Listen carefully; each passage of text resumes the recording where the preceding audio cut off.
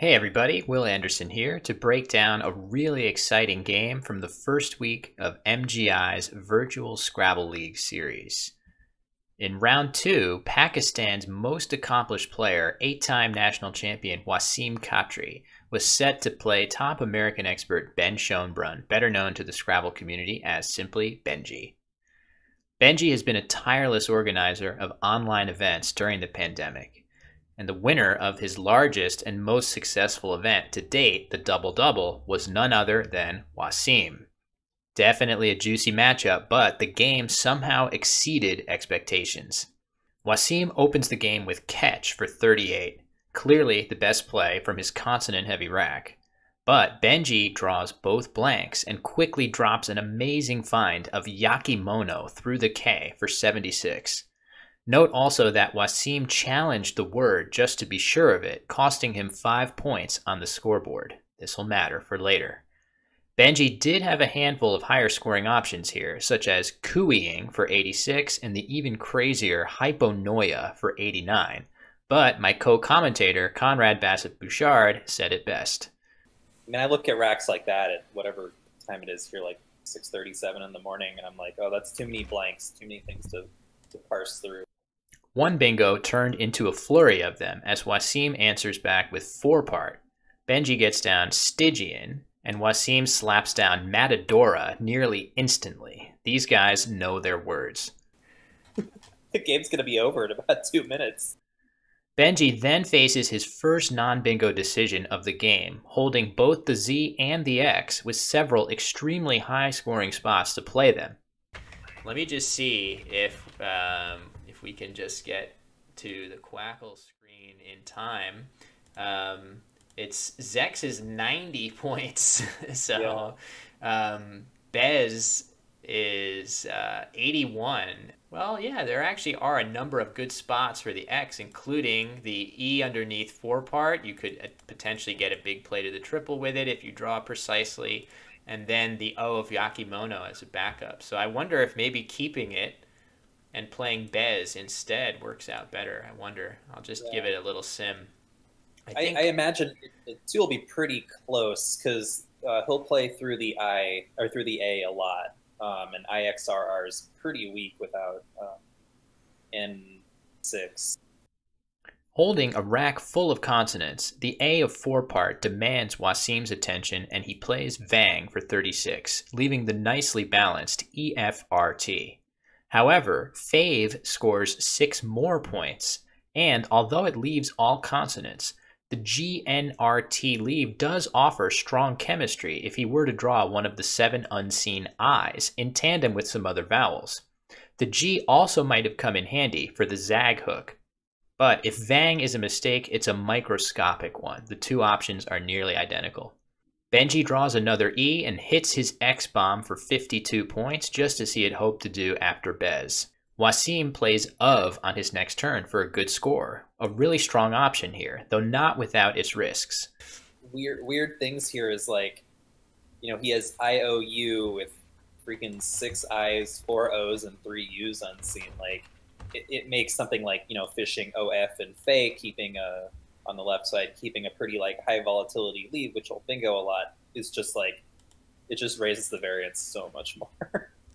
Saddled with the Q, Benji's options here are Chi in the lower left or the Collins-only Korma, which scores 8 more points at a cost of leaving the dreaded duplicated I's.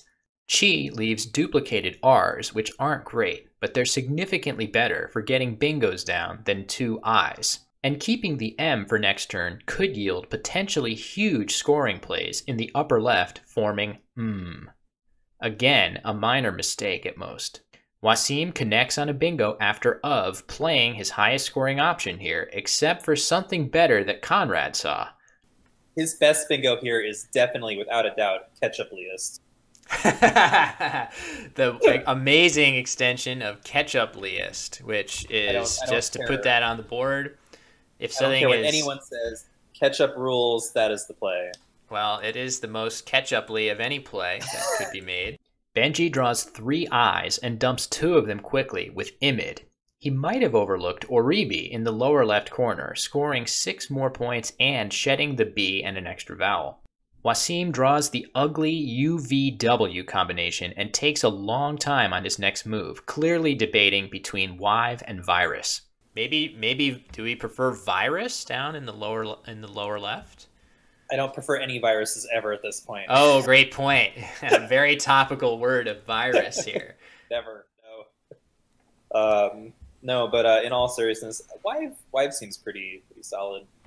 I really like that there's a ton of E's left. Rules is a pretty solid leave here. And it's almost like whoever bingoes next is really, at this point in the game, is just giving them a big advantage. It's not even like you're bingoing for the win. You just want to try to get control of this board where, like, it's going to be hard to get control of this board. So you want to keep your opponent on the run here, I think, as much as possible. Because this board ain't getting closed no matter what. Benji grabs the lead with Trilobe for 80, while Waseem draws promising tiles that don't quite form a bingo. He plays the overlap of Lad for 25. Tacking on his S for 4 parts would have scored 16 extra points, but holding it here was easily the right decision, as his play creates another S hook to use later, along with the potentially critical Zaz hook. Given the 2 U's lurking in the unseen tiles, he might have opted to try to shed the U as well, with Tald in the lower left, also blocking a potentially heavy scoring spot for Benji. Benji draws a boatload of vowels and debates between Mue and O, paralleling Korma. And he plays O instead. Oh, I wonder if he keeps the O for Ofe. That's an interesting idea. I would probably argue that it's not worth keeping that there because there's enough other scoring spots, but I can almost guarantee that's what he was debating between. Personally, I would have taken MOUE, but the upside next turn to scoring there with ENO is really not great. Waseem makes the clearly best move of Dahuti for 33 in the lower left, keeping the awesome RS combination in hopes of bingoing yet again. And Benji responds with his own top move of Neg for 27. But note that had he played Mue instead of O, he would now play Eniges to all but seal the victory. Sometimes the tiniest details make a huge difference in Scrabble. Waseem connects with Oneriest for 77 to take a big lead, and I certainly thought that would be enough to deliver him the victory. Waseem, you can see on your lower left corner of the screen, has a J, but he's got enough vowels with it that he will be able to play it. So I think Benji is in some trouble here. But Benji is not to be deterred and plays Inao parallel to Oneriest for 32, holding OES for next turn. Wow, so oh my gosh, we were just taking it for granted that Waseem was going to win the game, but it turns out that Benji has found a sequence that gives him a 3-point win, and again, Waseem lost 5 points early in the game by challenging a valid word, so that's going to be the difference in this game. Wow, amazing. We wrote Benji off too early. You would think I would have learned my lesson from doing that in the past and getting burned before. With his clock ticking down, Waseem makes his best play of Jut, realizing that he's going to come up just short.